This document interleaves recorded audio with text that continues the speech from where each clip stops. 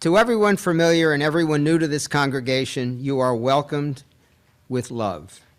If you are in person, you are invited to stop by the welcome table in the vestibule if you'd like to learn more about this congregation and Unitarian Universalism. If you're joining us online, please visit the newcomers page on our website that is soon to be updated, as is the website. It is not the same old website, it's coming along. Thank you for sharing worship with us this morning.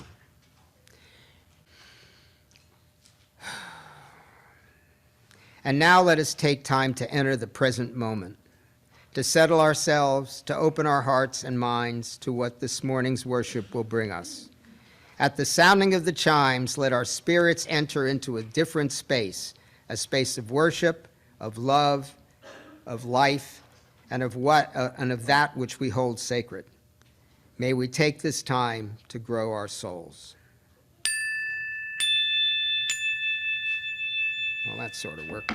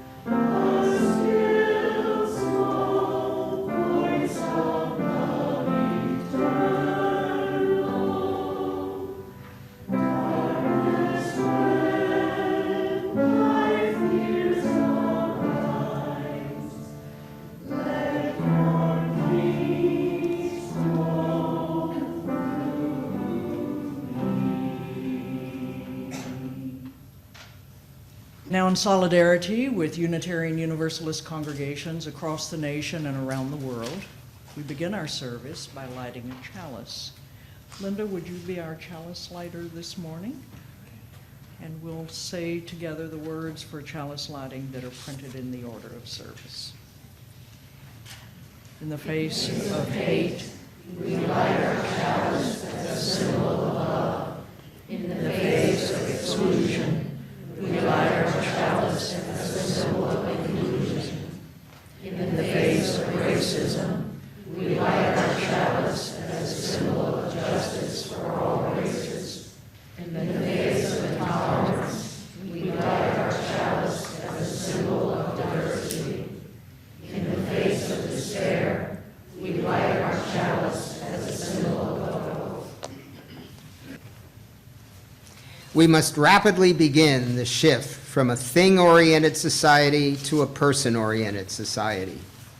When machines and computers, profit motives and property rights are considered more important than people, the giant triplets of racism, materialism, and militarism are incapable of being conquered. The words of Martin Luther King. Each Sunday in our service, we take time to lift up the joys and sorrows of our lives, those experiences that we savor, those experiences that we struggle with, and we bring them alike into this sacred time as a way of looking for the meaning they offer our lives, however wonderful, however challenging. This morning, if you came with a joy or sorrow that you'd like to acknowledge by either lighting a candle or placing a stone in our fountain, we'd invite you to come forward and do so now while we sing Spirit of Life.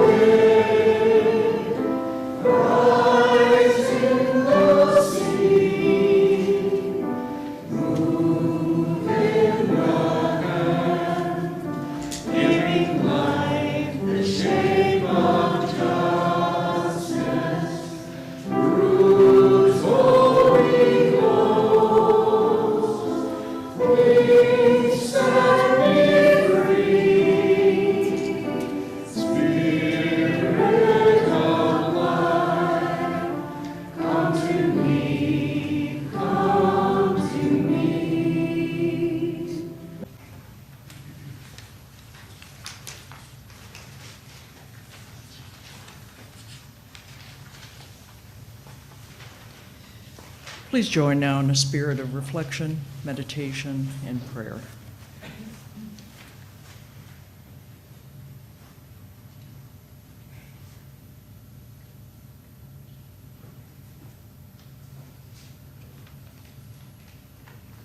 Spirit of justice, during this weekend when we recall the work and courage of the Reverend Dr. Martin Luther King, when we celebrate where his work has indeed brought a greater measure of justice to the world, we also find ourselves troubled by all the people and places in the world still waiting for justice, working for justice that is presently denied them. So we pray this morning for the work of Dr. King to continue through and around and within us. May his spirit be ever stronger. May we be fired by his courage.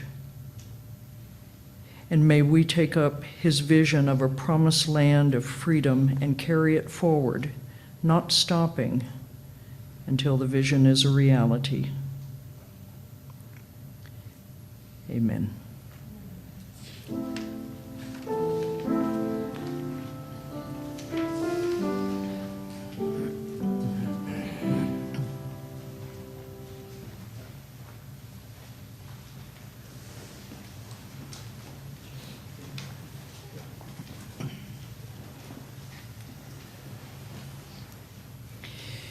In the Texas town where I grew up, a large irrigation canal served the dual purpose of providing water to the surrounding rice fields and dividing the black and white communities. Black homes, black schools, black grocery stores, black businesses, black churches, and black gas stations all clustered on the canal's north side, while white homes and schools and businesses and churches spread out from the south side. In those few areas where the races were forced to cross, the same spirit of division symbolized by the canal prevailed. Public and government buildings provided black and white restrooms and drinking fountains and even separate benches to sit on. In my family doctor's office, one waiting room was labeled white and the other colored. And the town hospital took care to separate patients into spacious white wings and cramped colored wings. The parks and swimming beaches always reserved a small, unattractive area far down one side for colored only. During the summer of 1964, a bridge was constructed across the canal to enable black students to cross into the white area and board buses transporting them to white schools for the first time. Much anguish and outrage had preceded the building of the bridge, but the community ultimately chose to comply with civil rights laws. I remember the lone black student in my homeroom as we began our first integrated school year. How frightened he looked, as though he was trying to hide under his desk as he shrank down. I remember studying all the black students in the hallways and noticing their different styles of dressing and speaking and carrying themselves, and wondering if we had anything in common at all. Integration was accomplished mostly peaceably, despite everyone's fears of violence. Yet in many ways it seemed as though it had not really happened, since black people didn't really come very far into white strongholds. Though all shared a school, the old line of division still existed in the classrooms and hallways and cafeteria and football stadium, as black folks clustered always in one small area, sitting and standing together, always on the far end of something, while white folks spread out across the rest of the space. All those white and colored signs were taken down, but they remained in our collective imagination, encouraging people to segregate themselves again and again on opposite sides of common areas. The bridge had been built in the exterior world only, not in the hearts of the people affected by it. And to this day, that bitter reality that I saw enacted in my hometown still plays out, namely that the letter of the law and the spirit of the law are two very different matters. People may comply with decrees, will do all the prescribed things, but no legislation can instill them with feelings of generosity and fair-mindedness. Behavior and attitudes do not always coincide, no matter how insistent the voices of authority that call for that coinciding may be, which is a truth that authorities of all kinds have known always.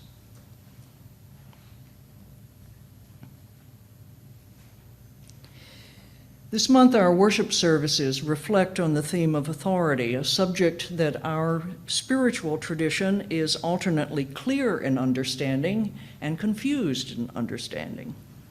We insist that ultimate authority in determining meaning and values rests with each individual person. But just what criteria does each of us use to measure meaning? And how do I know which of all the ideas and words that circulate through my consciousness are ones that I should take seriously? When and why should I take something you say as authoritative? And what if you're contradicting something I regard as authoritative? Given that so much of our usual ways of being authoritative are rooted in white supremacist culture, a culture we've committed ourselves to dismantling, what does that dismantling mean about some of our long-beloved authorities? When whiteness is decentered, does that mean the authority it holds is no longer authoritative? While we sometimes describe ourselves as spiritual liberals, as people who are willing to stand in ambiguity and live into questions without having immediate answers, I wonder, while we're in the middle of that ambiguity and those questions, what then does authority look like? Who has it? And what in God's name are they doing with it?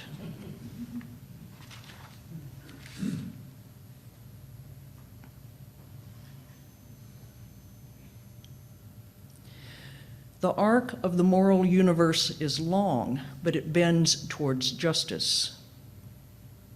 The Reverend Dr. Martin Luther King, whose memory we mark this weekend, drew upon that image to encourage patience in those who worked with him to bring justice and equity into relationships and fairness to those excluded from so many basic human freedoms. Understanding well that patterns of behavior which had been in place for centuries would not change overnight, and understanding well that any of us quickly gets discouraged when we do not get what we wanted when we wanted it, King decided to be upfront and skip any happy reassurances of reaching the goal in the next week. The road is long and winding. The arc of change is long, and King intended that his partners in the struggle grasp that reality. But that was not a reason to give up, to lose hope, because the arc will ultimately bend towards justice, King insisted, with the full authority he held as a minister, as a leader, as someone who spent every moment in the midst of struggling to bend that arc. And that however long and winding the road, it would absolutely one day culminate in the freedom being sought and dreamed of and died for. Beautiful words, an inspiring image, the promise that justice comes in time. But how many of us are able to hang in there, to keep showing up to work for justice when we see nothing happening, when our political leaders choose polarizing rhetoric and heavy doses of blame over actual decisions, when legislation turns towards less freedom, less justice, when nobody shows up for rallies and petitions are ignored and volunteers cannot be found, and week after month after year passes and nothing changes except we're all a little older, a little more tired, and a little more cynical. Who can see the arc bending then, and with that bend, keep going another day? Is it possible that King ultimately is not the authority we once believed? He did gain a great deal of the authority he holds after he died. For in his final chapter of his life, King was hated on all sides, including among those who had previously followed him. He was criticized by racial bigots and some leaders who held the goals he did but wanted to use very different methods. King was assassinated, time passed, the eloquence of his words and the courage of his actions were shared and reshared, and his authority as someone we heed and want to follow grew.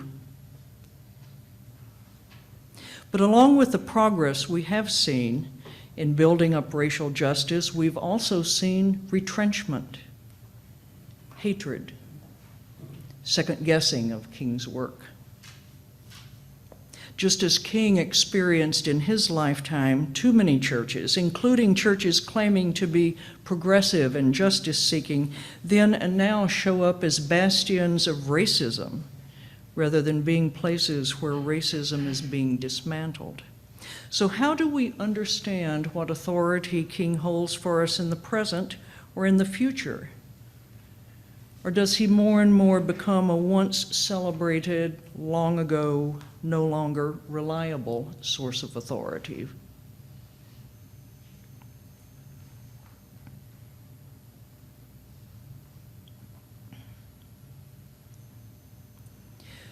What may make King's voice still a voice we listen to, what gives it continued authority, may come from his repeated talk about the suffering that spiritual growth, specifically the growth involved in racial justice work and in our own learning to be anti-racists, will bring.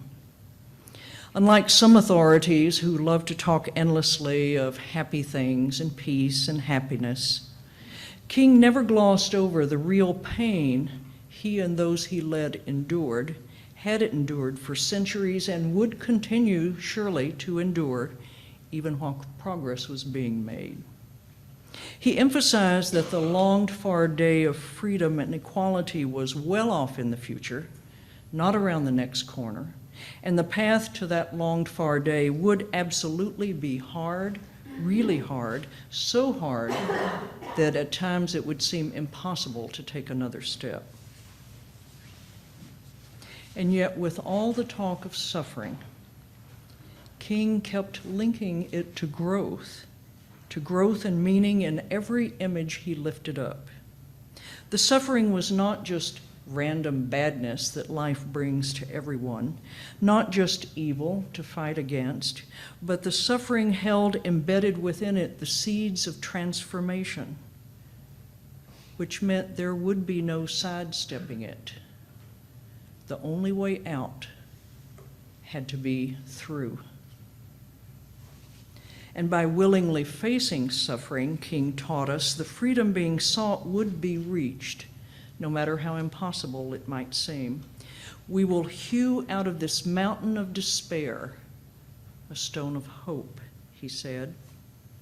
The despair could not be avoided, but must be taken up and worked with, and even then, the results would seem so small, just a stone. But that small stone was a stone of hope. And bit by bit, those stones could amount to something large, real.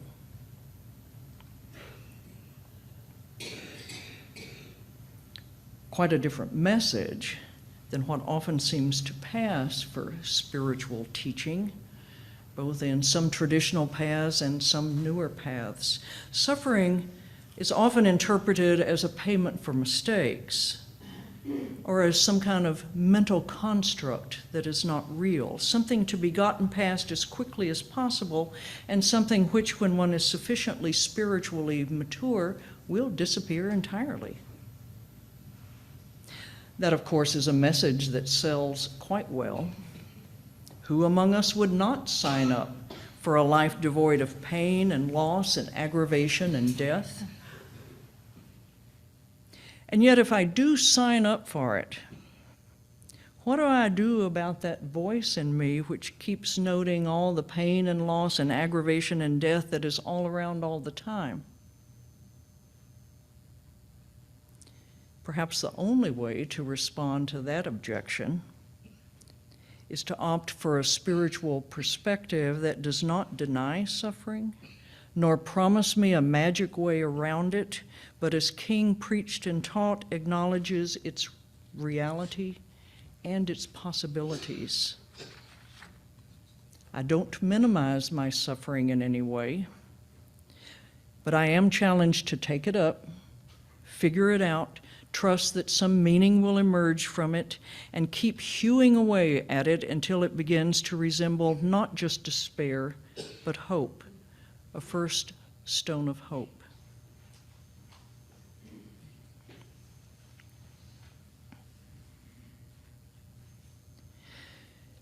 The work of changing an entire society is incredibly hard and incredibly slow. The powers and principalities that have been in place since the beginning of time will not simply yield, no matter how loud our voices, no matter how inspiring our rhetoric, no matter how justified our cause. That arc King saw is very, very long. While it does ultimately bend towards justice, if we're standing somewhere in the middle of that arc, we probably can't see that bend much of the time, maybe never. So we need something to keep us working other than quick results. And perhaps we can find that in seeing the work we do for justice as a two-way street. We may start out trying to bend the arc on behalf of others, but that work of bending the arc also makes a difference in us. Not the simplistic difference of feeling good because we just did something good, but the difference that transforms us along with transforming the larger society. King reminded us that we live in an inescapable network of mutuality, so the work never goes just one way. The changes are never made all for just people out there somewhere. The work comes back around to each one of us, changing us, becoming our soul work.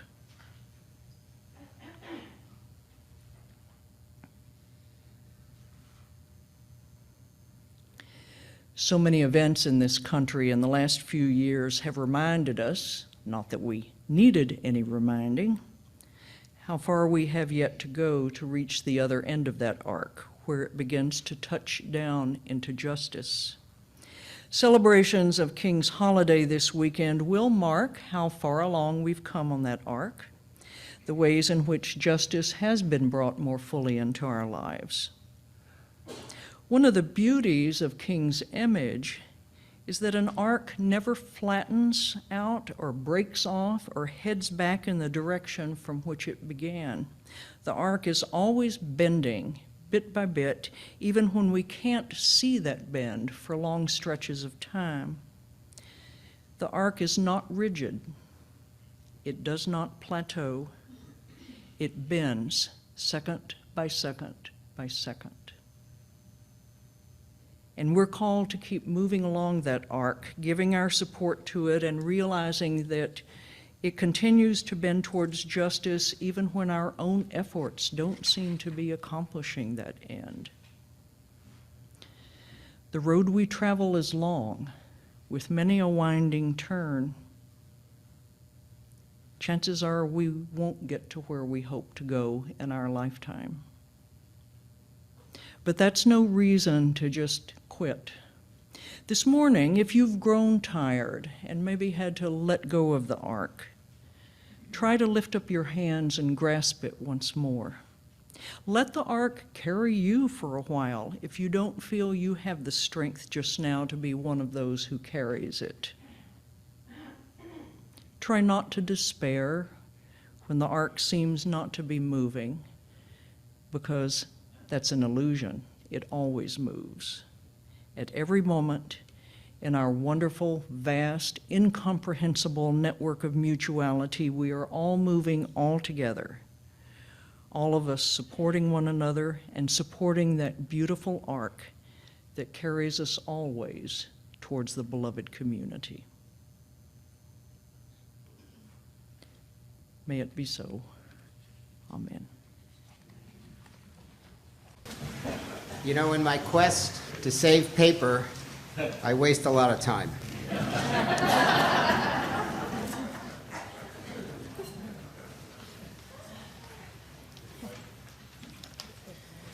Before I talk about Share the Plate, I just want to say that one of the great joys that I've experienced over the last 6 months or so was joining the choir. And I want you all to know that the choir is an open place, and even if you can't sing or read a note, you are welcome, because I can hardly sing and I can't read notes at all. And they keep asking me to come back. So.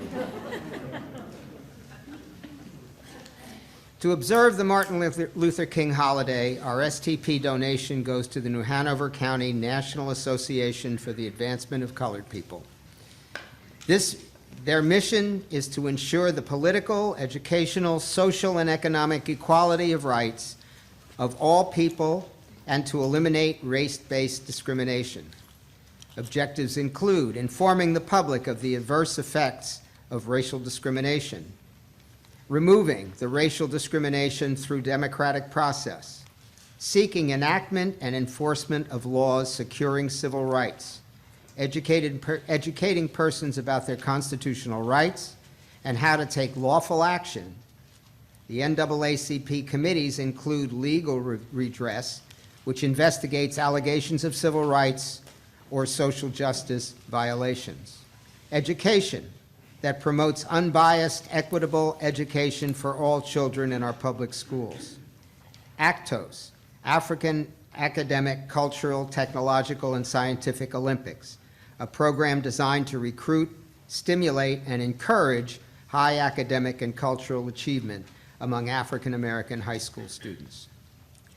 Our donation can help the NHC NAACP send local students to the National Actos competition and fund 3 $2,000 scholarships to help high school seniors and college students pay for their college education. For more information, visit nhcnaacp.org and their Facebook page. Would the ushers please come forward to take the collection?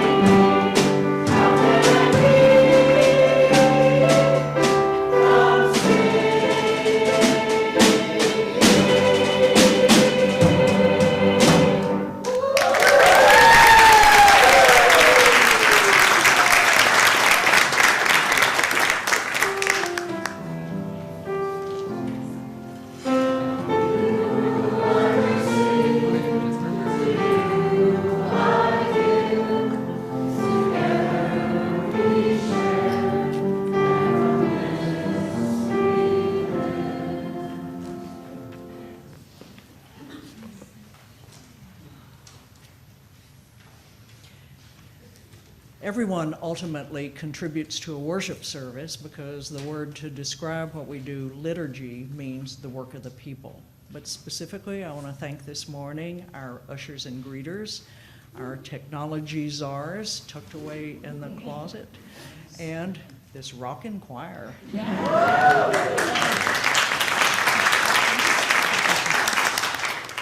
A special thanks to my creative worship associate, Jimmy, with whom co-leading a service is never predictable.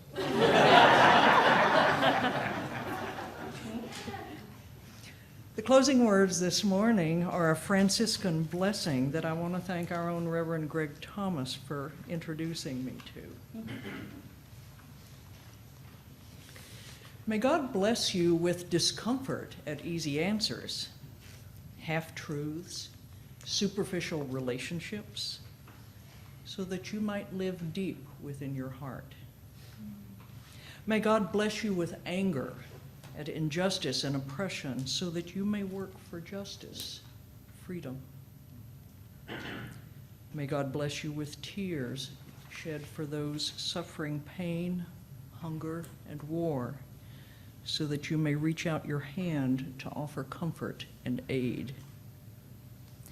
And may God bless you with foolishness to believe that you actually can transform the world. Amen.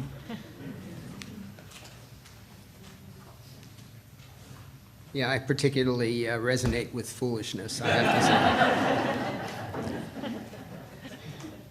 Please join us as we extinguish the chalice with words in your order of service. We extinguish this flame, but not the light of truth, the warmth of community, or the fire of commitment. These we carry in our hearts until we are together again. And to let our visitors know what's about to happen, this congregation traditionally includes a service by joining hands in some amorphous circle-type shape while we sing Shalom.